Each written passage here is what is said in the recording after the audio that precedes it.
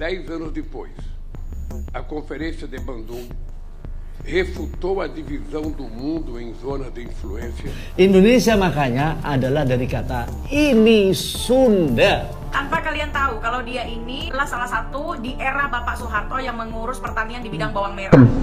Negara dan pembangunan nasional ini diprioritaskan terhadap sistem pertanian. Pajajaran jangan diartikan Prabu Siliwangi adalah merupakan bagian cuman Jawa Barat. Kedua, kalau mengambil sejarah sebuah kerajaan di dunia pertama kali, Baik.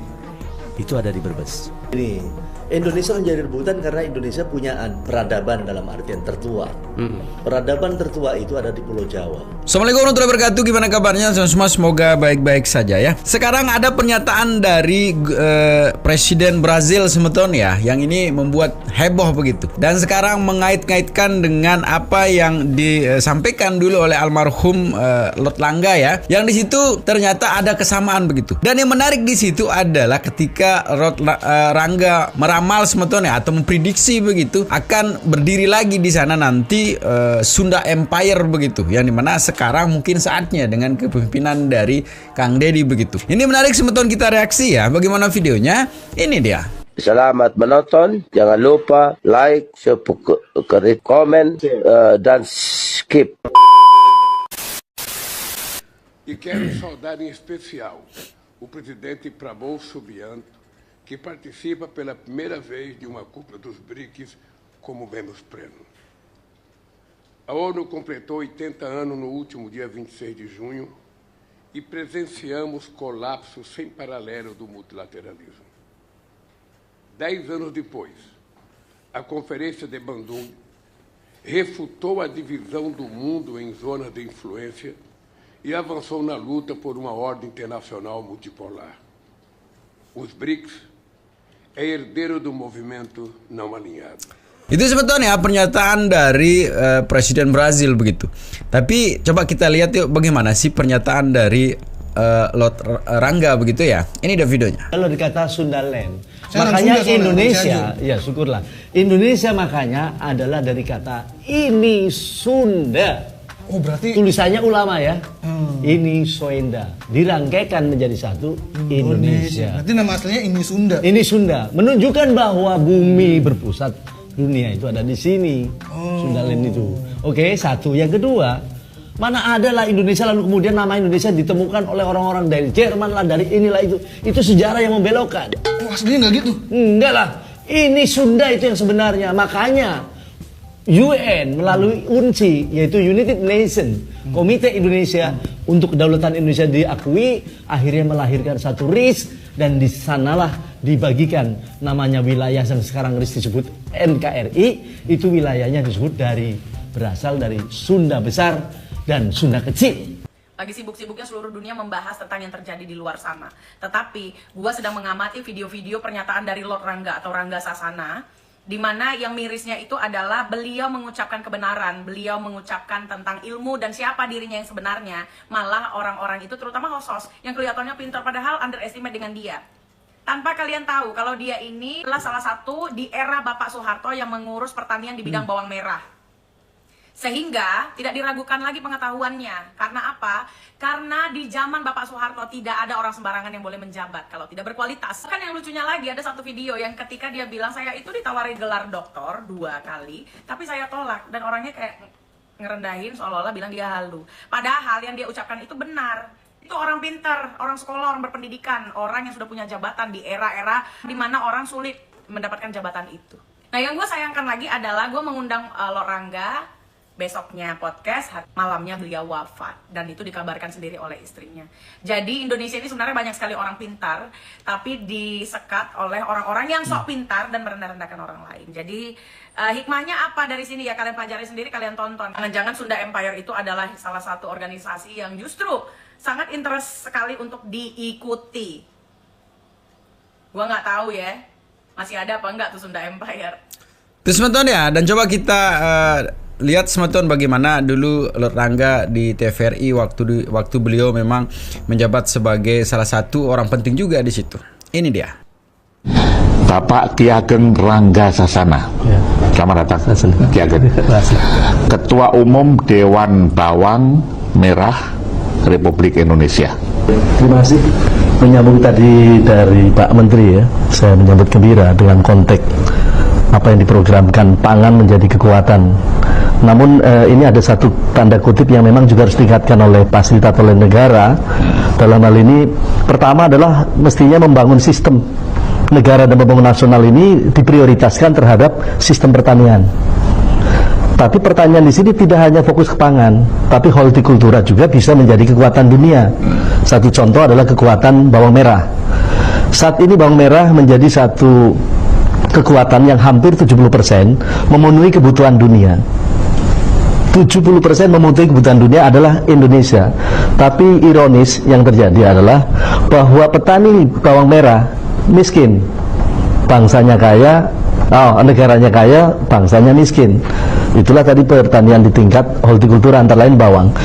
Bawang, saya mengambil satu kekuatan bahwa karena bawang ini adalah filosofnya adalah mata dunia, matanya bumi, maka dengan terdistribusinya bawang merah ini nanti di tingkat nasional maupun dunia akan melihat kemampuan potensi daerah-daerah kita termasuk dunia.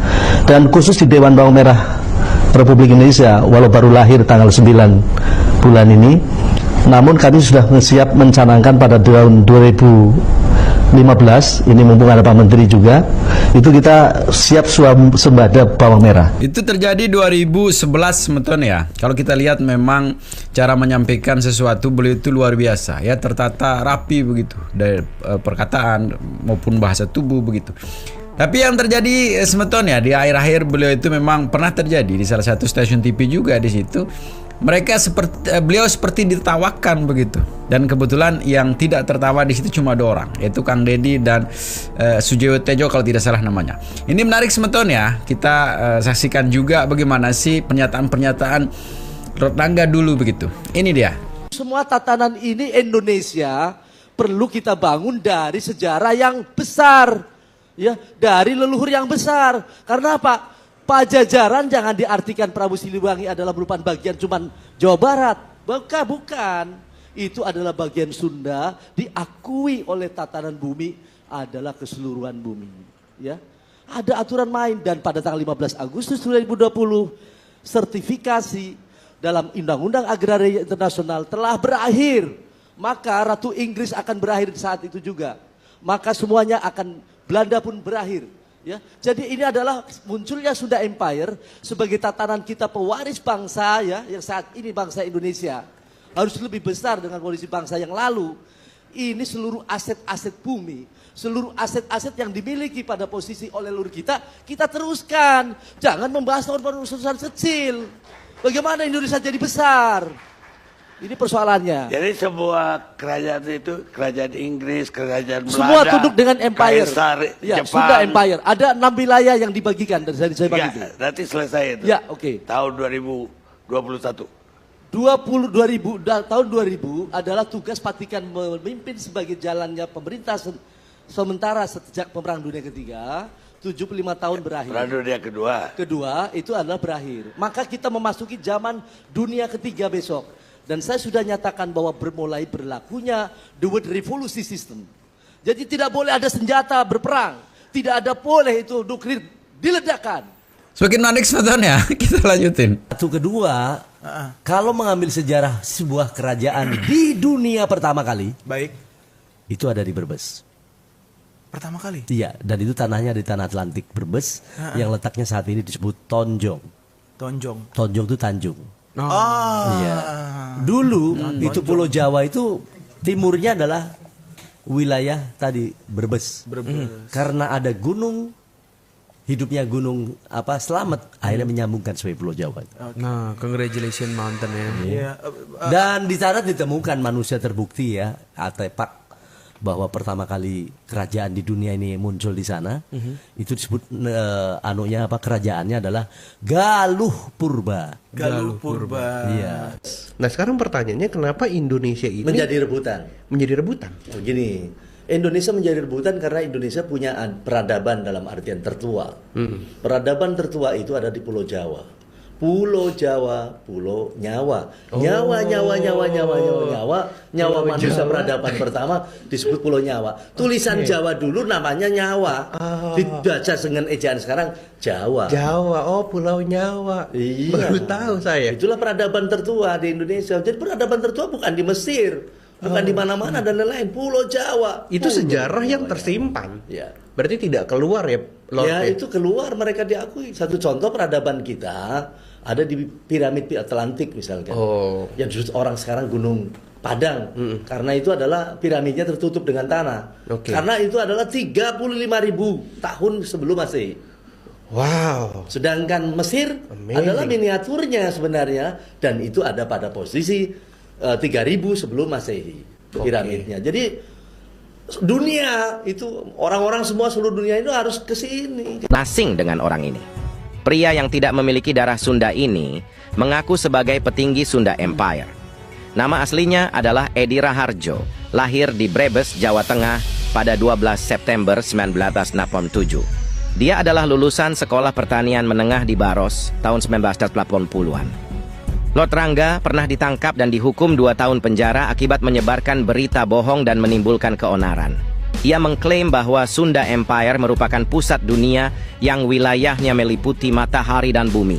Teori konspirasi yang aneh membuatnya terkenal di berbagai media. Dia mengklaim bahwa Sunda Empire bisa menghentikan senjata nuklir dan menyelamatkan bumi dan umat. Lord Rangga pernah meramalkan Perang Dunia Ketiga. Ia juga menyebutkan dengan tepat 3 calon presiden Indonesia yang akan bersaing pada Pilpres 2024, termasuk dirinya sendiri. Itu tuh pas wafatnya serangan jantung memangnya atau enggak? Dia punya penyakit itu waktu 2016 yang muntah darah. Orang saya ngurusin terus ya. Muntah darah 1 ember kecil itu yang buat selamatan itulah, yang sabun, yang sabun sekilo apa-apa itu ya, sampai penuh nggak meninggal.